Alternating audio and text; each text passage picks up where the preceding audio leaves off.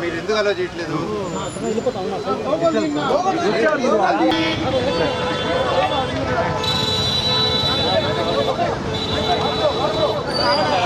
అన్న కొంచెం సైడ్ అన్న.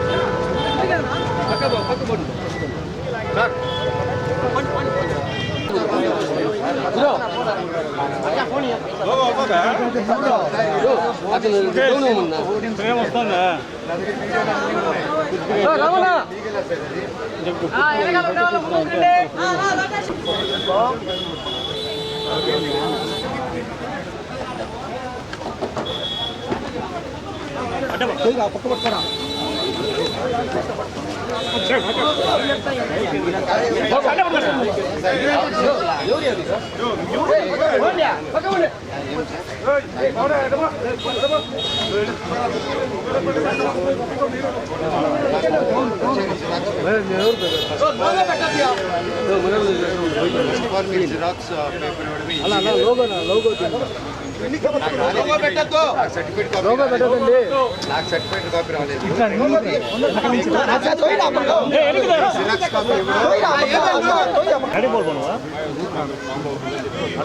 అవును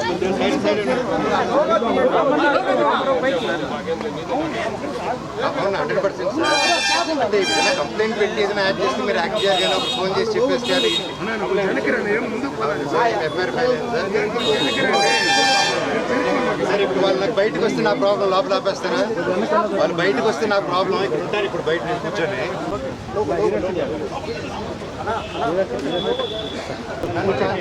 నా తాత నాన్న సమాధి ఇప్పుడు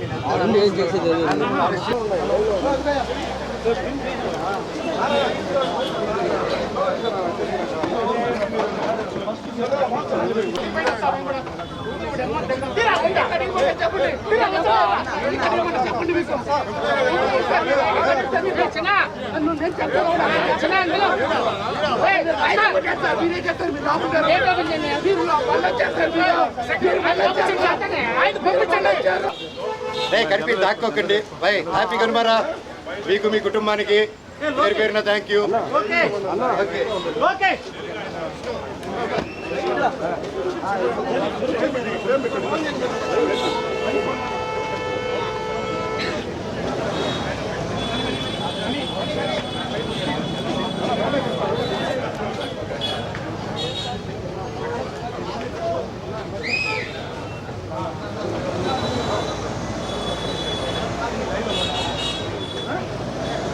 సార్ ఇంకోటి, వీళ్ళు ఇంతమంది ఒక లేడీతో వస్తున్నాను, లేడీ కానిస్టేబుల్స్ లేకుండా అడ్డుకుంటే ఎంత సార్? అది కరెక్టా చెప్పండి. మీరే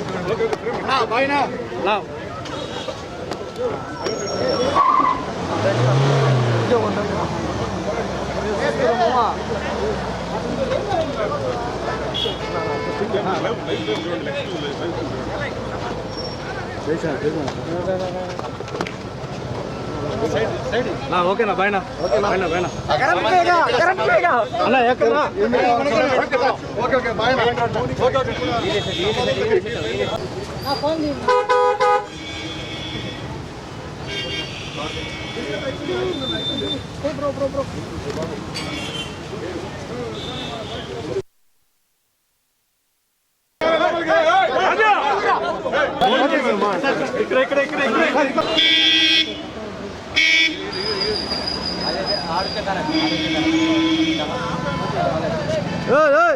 సైడ్ రా.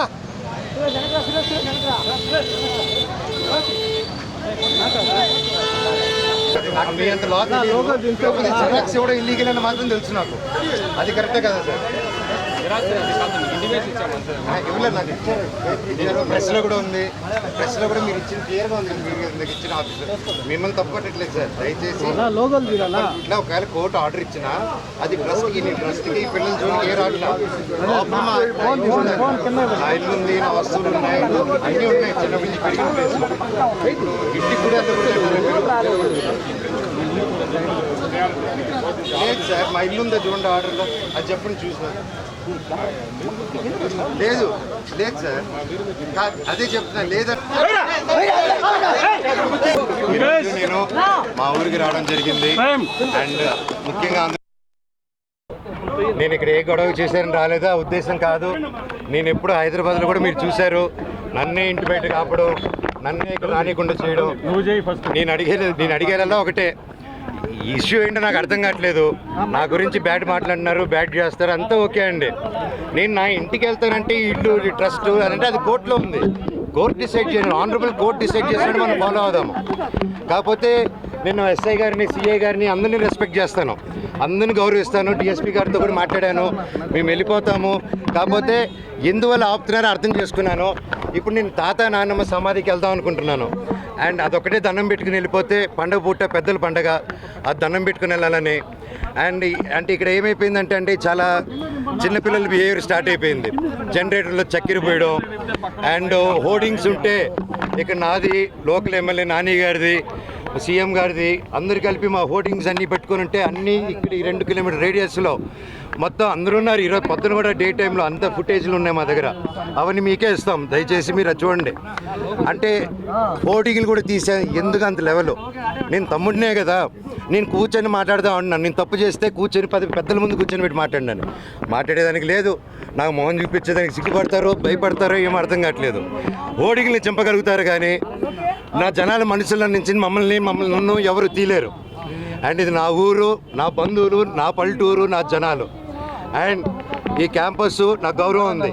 ఇది ఒక్కరి కాంట్రిబ్యూషన్ కాదు, ప్రతి ఒక్కరు కష్టపడాము, ప్రతి ఒక్కరు కాంట్రిబ్యూట్ చేసాం చిన్నప్పటి నుంచి. అండ్ ప్రతిదీ కోర్టులో మేము ప్రజెంట్ చేస్తాం, కోర్టు ద్వారా తెలుసుకోండి. అంతేగాని కోర్టులో ఉన్నప్పుడు ఇలా ఫోర్స్ చేయడం, మా జనాల్ని, మా ఫ్యాన్స్ని, మా ఫాలోవర్స్ని బెదిరియడం, మీరు ఇక్కడికి వస్తే లాఠీ చార్జ్ చేస్తారని బెదిరిస్తూ ఉన్నారు. మేము ఇక్కడికి వస్తున్నాం సార్, వస్తే లాఠీ చార్జ్ చేస్తాం. ఎందుకు లాఠీ చార్జ్ చేస్తారు సార్? నేను మా ఊరికి వెళ్ళినా, నా బంధువుల్ని కలిసిన, జల్లికెట్టుకు పోయినా, ఇక్కడికి వచ్చినా, నేను సార్ రావచ్చు అంటే రావద్దన్నారు. సరే ఓకే, తిరుక్కుని పోతున్నాను సార్, నా తాత నాన్నమ్మ సమాధి దగ్గర పోతాను, మీరే పోలీసులు రండి సార్, మీరు నాతో పాటే రండి, నేను జస్ట్ 2 నిమిషాలు సమాధికి దండం పెట్టుకొని ఘాటుకి పోతాను సార్ అని చెప్పాను. ఆ పర్మిషన్ తీసుకొని సార్ వాళ్ళతో వెళ్తాను, అది రానిస్తే ఓకే, లేకపోతే ట్రై చేస్తాను. అక్కడి నుంచి స్టేషన్కి వెళ్ళి నేను నా తరపున కంప్లైంట్ పెట్టుకుంటాను.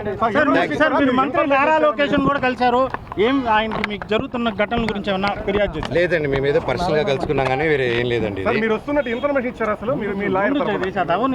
లాయర్ తరపున ఇన్ఫర్మేషన్ అదేం లేదు సార్. నేను అటు లేను సార్. నేను లాయర్ని పెట్టి ఇది చేద్దాం, వీడిని హోర్డింగ్ని నింపుదాం, వీడు పడుకొని ఇంట్లో పిల్లలు ఉండగా చక్కెర పోద్దాం, ఇవన్నీ నేను చేయను సార్. మీకు తెలుసు కదా, లోకల్లో కదా మీరంతా, ఈ లోకల్లో తెలుసు కదా నా గురించి. మీకు నా గురించి అడిగి చూడండి సార్, ఊళ్ళో సరదాగా కెమెరాలు ఎత్తుకొని వీడేంది, వీడి కథ ఏందని అడగని పోయి మీకే అర్థమైపోతుంది అంతా. నేను కేవలం నేను అడిగిందల్లా ఒకటే, ఇక్కడ జనాలు, హాస్టల్ పిల్లకాయలు అండ్ ఆ తర్వాత బయట చదివే హాస్టల్స్ దగ్గర కూడా క్యాష్ డిమాండ్ చేద్దాం. ఈ హేమాద్రి నాయుడు వీళ్ళందరూ కలిసి, అండ్ వాళ్ళ దగ్గర వాట్సాప్ చాట్లు అన్నీ ఉన్నాయి సార్, బెదిరించిన హాస్టల్ అంతా ఖాళీలు చేపించడం. అండ్ ఎలా సార్, ఒక ప్రైవేట్ వాళ్ళకి సొంత, నేను ఒక కంపెనీ ఓపెన్ చేసి, వల్మర్ అని కంపెనీ ఓపెన్ చేసి నేనే అది చేయలేను కదా సార్ అవన్నీ. సో నేను అడిగా, స్టూడెంట్స్కి ప్రాబ్లం అవుతుంది, ఇక్కడ ఉన్న విలేజర్స్ ప్రాబ్లం అవుతుంది, అందరూ మన వాళ్ళు, ఎట్టా వీళ్ళకి ఏదో ఒకటి చేయాలి కదా, మనం కూర్చొని మాట్లాడతాము, ఇబ్బందులు అవుతున్నాయి నాన్న, మీ వరకు రావట్లేదు అంటే నాన్నగారు వరకు రీచ్ అయ్యేలా కూడా నేను తీసుకెళ్ళట్లేదు. ఒకవేళ అటు వెళ్తున్నానంటే ఆరోపణలు, ఇంటి గేట్లు వేసాడో, మాకు నాన్నకేదో చెప్పాడో, మీ అందరూ కళ్ళు మప్పడం. అండ్ టక్కరి ఇన్ని సంవత్సరాలు లేనిది సడన్గా ఇక్కడ ఈరోజు హోర్డింగ్ చూశారు, ఎవరెవరితో హోర్డింగ్ చేసుకున్నారు మీరే చూశారు. నేను పోయినసారి వచ్చి స్టూడెంట్స్ ఊరోళ్ళతో మాట్లాడి వెళ్ళిన తర్వాత పరిగెత్తుకుంటే వెళ్ళి లొకేషన్ గారికి కలిశారు విష్ణు గారు అండ్ ప్రతి ఒక్కరు. అండ్ ఎందుకు ఆ భయం, ఎందుకు నేనేం చేస్తాను, ఏం లేదు కదా, కూర్చొని మాట్లాడేదానికి ఎందుకు. ఎనీవేస్, నేను గొడవకు రాలేదు, ఇక్కడ ఆపారు కాబట్టి చెప్పాను. అందరికీ కనుమ శుభాకాంక్షలు.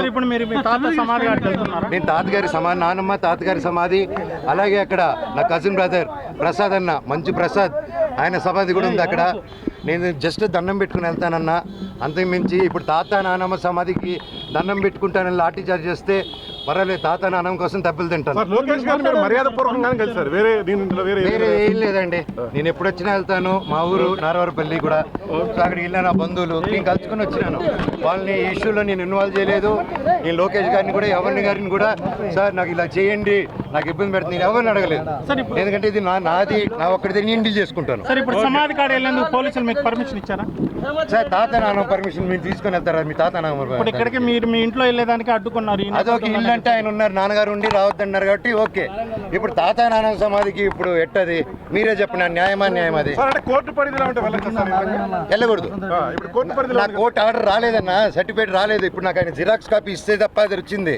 నాకు first of all xerox copy ఆయనకి ఎవరు ఇచ్చారో తెలియాలి కదా. నేను స్టేషన్కి వెళ్ళి అడుగుతాను. సర్టిఫికేట్ అది జిరాక్స్ కాపీ నాకు కోర్టు ఇచ్చింది, అలా బయట ఇవ్వకూడదు. ఆయన చేతికి ఎవరో లోపల నుంచి ఇచ్చుంటారు కదా. నేను అప్పుడు సార్ని అడుగుతాను, సార్ ఆ పేరు ఇవ్వండి, నేను ఫైల్ ద కంప్లైంట్. సో ఇప్పుడు నేను తాత నానమ్మ సమాధి దగ్గరికి వెళ్తున్నాను. దండం పెట్టుకొని నేరుగా చంద్రగిరి స్టేషన్ కానీ ఎస్పీ గారి దగ్గరికి కానీ ఎవరు పర్మిషన్ ఇస్తే అపాయింట్మెంట్ ఇస్తే అడిగి కలిసి అఫీషియల్గా లాంచ్ చేసుకొని బయలుదేరుతాను. థ్యాంక్ యూ పేరున థ్యాంక్ యూ.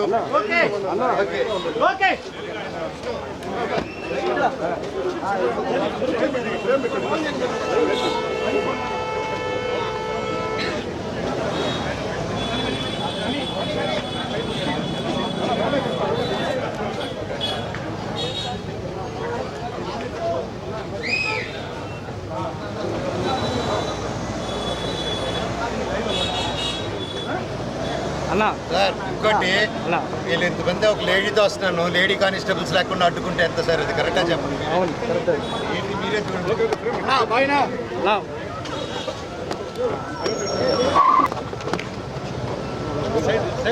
ఓకేనా బాయ్నా? ఓకేనా బాయ్నా?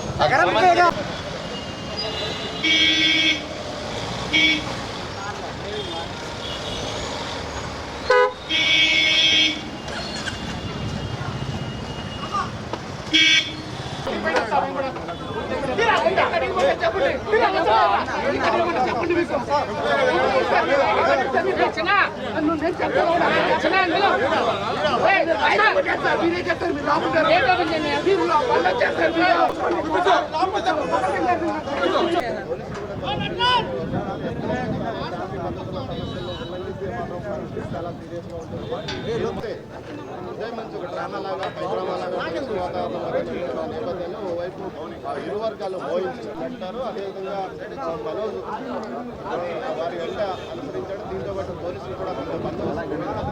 దీంతో నేరుగా ఆయన యూనివర్సిటీ మెయిన్ గేట్ వద్ద నిశ్చయం ఆగిన తర్వాత ఏదైతే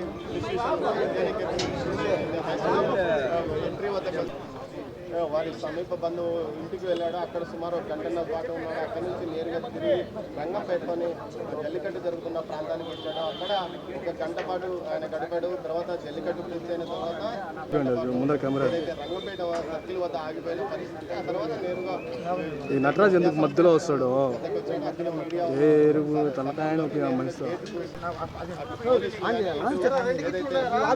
పూర్తిగా అడ్డుకున్నారు. ఆ తర్వాత ఏదైతే ఇంజనీరింగ్ కళాశాల ఆవరణలోని వారి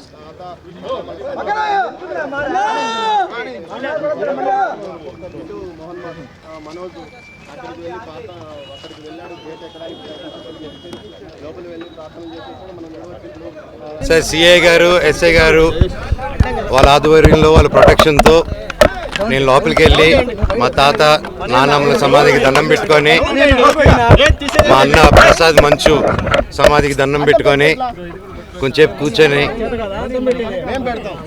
మనసులో ఉండేది మనసులో వాళ్ళని ప్రార్థించుకొని, ఇవన్నీ ఎందుకు జరుగుతున్నాయో తెలియట్లేదు, ఆ సాయిబాబా మీద ఒట్టుగా జరగకూడదు, దీనికి ఎందుకని నాకు పరిష్కారం తెలిస్తే బాగుంటుంది అని తెలుసుకుంటాను. తెలుసుకునేంత వరకు ఆగను ఎందుకు ఇదంతా అనేది. అండ్ జస్ట్ ఒక స్టూడెంట్స్ కోసం అండ్ ఇక్కడున్న లోకల్ ప్రజల కోసం ఈ ప్రైవేట్ హాస్టల్స్ మీద జరిగే అన్యాయాలు వీటిని నేను క్వశ్చన్ చేశాను, మెసేజ్ చేశాను. దానికి ఈరోజు నన్ను హైదరాబాద్ ఇంట్లో రానియకుండా ప్రయత్నించడం నా పిల్లలు ఉండగా, అలాగే మా అమ్మగారి బర్త్డే రోజున వచ్చి ఆ చక్కెర పోయడం, మళ్ళీ నేను ఊర్లో ఆలగడ్డకి వెళ్ళిన వెంటనే మా అమ్మని బ్రెయిన్ వాష్ చేసి ఇక్కడ సైన్ పెట్టమని, ఆవిడకి ఏం తెలుస్తుంది, సైన్ టైప్ చేసుకుని సైన్ చేయమంటే చేస్తారు ఆవిడ పాపం. అలా చేయడం ఇలాగ వరుసగా చేసుకుంటూ వచ్చి ఇది ఎంతవరకు దిగజారిందంటే 2 రోజుల నుంచి ఫ్యాన్స్ ఫాలోవర్స్ ఎంతో కష్టపడి ఎంతో ఖర్చు పెట్టుకొని, ఎందుకంటే వాళ్ళు కష్టపడితేనే డబ్బు వస్తుంది ఎవరికైనా, వాళ్ళందరూ అభిమానంతో అంత ఖర్చు పెట్టుకొని ఇక్కడ మా ఫొటోసు మా లోకల్ లీడర్స్ ఫొటోసు అందరిది పెట్టుకొని వెల్కమ్ స్వాగతం చెప్తూ విషెస్ చెప్తుంటే, వాళ్ళందరిది ఫస్ట్ రోజు రాత్రి 12వ తారీఖు 13వ రాత్రి పొద్దున చెప్పారు, అన్న ఇలా జరుగుతున్నానంటే సరేరా గొడవ పెట్టుకోకండి మన ఊరే కదా పండగ పూటరా అందరూ సంతోషంగా ఉండను. మళ్ళీ నెక్స్ట్ రోజు వచ్చి మేము వస్తున్నామని తెలియగానే మళ్ళీ హోర్డింగ్లు వేశారు. మళ్ళీ ఈరోజు పొద్దున ఒక ట్రాక్టర్ పెట్టుకొని నాకు వీడియోలు చూపించారు, షాక్ అయ్యా నేను. ఒక ట్రస్ట్ ట్రాక్టర్ వెళ్తుంది, దాంట్లో 40 మంది వాళ్ళు ఢిల్లీ నుంచో తీసుకొచ్చినారు. ఒక్కొక్కడు ఉన్నాడు అలాగా. కాకపోతే చూడంగానే భలే పెరుగుతున్నారు. ఎందుకు ఢిల్లీ నుంచి అంత బాడీలు వేసుకొచ్చారో, నన్ను చూడంగానే ఎందుకు అలా పారిపోయారో అర్థం కాలేదు. కాకపోతే నేను ఏ గొడవకు రాలేదు. ఆ రోడ్ల మీద చూస్తే మీరు పోలీసు లాఠీల్ని రౌడీలు పట్టుకొని తిరుగుతున్నారు. కోర్టు ఆర్డర్ వచ్చింది బౌన్సర్స్ ఉండకూడదని చెప్పి. క్యాంపస్ సెక్యూరిటీ ఉంటే ఓకే, క్యాంపస్లో ఆర్మీ ఆఫీసర్స్ ఉన్నారు, గొప్ప సెక్యూరిటీ సిబ్బంది ఉంది, వాళ్ళందరికీ రెస్పెక్ట్ నాది. కాకపోతే వీళ్ళెవరో బయట నుంచి రౌడీలు తీసుకొచ్చేసి కేవలం నేను సిఐ గారి మాట, ఎస్ఐ గారి మాట, డిఎస్పీ గారి మాట, పోలీస్ సిబ్బంది మాట వినే నేను ఈరోజు వెనక తిరిగి వెళ్తున్నాను మర్యాదతో. అంతేగాని ఆ బౌన్సర్స్ని రౌడీల్ని రమ్మనని నేను ఒక్కడి చాలు వాళ్ళందరికీ. అర్థమైందా అండి? సో నాకు ఏ గొడవకు రావట్లేదు, ఏ దీనికి రావట్లేదు. నాకు రాలేదండి, నాకు I didn't receive it yet. నేను ఈరోజు వస్తే నాకు జిరాక్స్ కాపీ ఇచ్చారు ఎస్ఐ గారు. ఆయన చూపిస్తున్నారా, అది నాకు ఇవ్వండి సార్ అంటే తీసుకొని బయలుదేరాను నేను. వాళ్ళందరూ ఎవరైతే మీ కెమెరాలో క్యాప్చర్ చేశారో మీరు దయచేసి వాళ్ళు ఎవరు ఇప్పుడు గోడ నుంచి కూడా దూకారు వాళ్ళు రౌడీలు. దూకి ఇప్పుడు మీరందరూ ఉన్నారని లాఠీలు మీరు చూసారు కదా, లాఠీలలాగా. వాళ్ళు ఎవరో తెలియదు. ఇందాక ముని గారు ఉన్నారు, నేను హగ్గిచ్చి 2-3 అన్నాను, సురేంద్ర, ముని, ఈ పాతలందరూ ఓకే మాకు తెలుసు. నేను పాతలు చెప్పినా ఆగిపోతా నేను. అంత వాళ్ళు బాధపడుతున్నారు, కంట్లో నీళ్ళు పెట్టుకుని ఉన్నారు. కాకపోతే వాళ్ళు ఎవరో కొత్త రౌడీలు వచ్చేసి ఎవరు అంటే మేము వినట్లేదు. మీరే చూశారు వాళ్ళ బిహేవియర్. టక్కన ఒకటి ఎక్కి దగ్గర రానగానే పారిపోయారు వాళ్ళు. మన ఊరు వాళ్ళు పారిపోరండి, మన లోకల్ వాళ్ళు అన్న అని మాట్లాడుకుంటారు. ఈ రౌడీలు తెస్తే రౌడీలు కిరాయికి వచ్చిన వాళ్ళు పారిపోక ఇంట్లో కూర్చొని కూర వండి పెడతారు మనకి. వాళ్ళ వైపు ఎవరు లేరు సార్, ఎంప్లాయీలు తప్ప. ఎంప్లాయీలు కూడా ఫోర్స్ఫుల్గా వస్తున్నారు. అక్కడ ఒకటి చెప్పండి, అభిమానంతో వచ్చినోడిని నాకు చౌకసి ఇక్కడ వదిలేసి వెళ్ళిపోతాను. వాళ్ళ అభిమానులు కాదండి, వాళ్ళు బౌన్సర్స్. వాళ్ళు ఎక్కడి నుంచో నార్త్ నుంచి తెచ్చుకున్నారు. మీరు వెళ్ళి తెలుగులో మాట్లాడండి, అతనితో తెలుస్తుంది మీకు. నేను డిసైడ్ చేసుకుంటా, 2 ఫోన్ కాల్స్ చేసుకొని స్టేషన్కి వెళ్ళాలా లేదా డిఎస్పీ గారిని కలవాలా ఒకసారి మేము మాట్లాడుకొని డిసైడ్ చేసుకొని నేను చేస్తామండి.